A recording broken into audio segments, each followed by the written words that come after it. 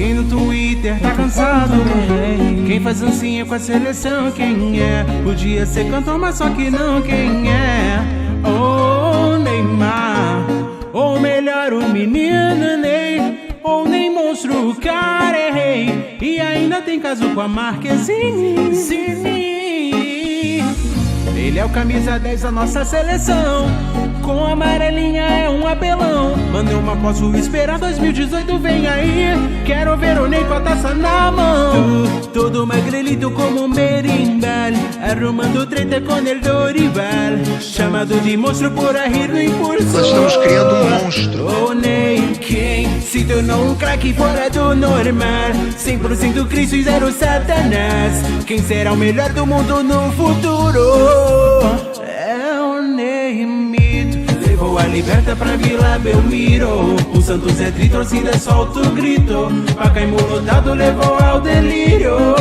É o Ney mito, que ganhou o prêmio de gol mais bonito. Quando deixou o Angelim todo perdido. O Divri tento entender e não consigo.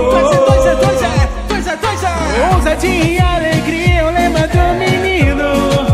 Deixa sem mais te loucar. O do Galvão é o favorito. Favorito de ainda. Tá na hora de marcar com selo de perigo. Faz gol de tudo que é tipo. E ainda é explosivo.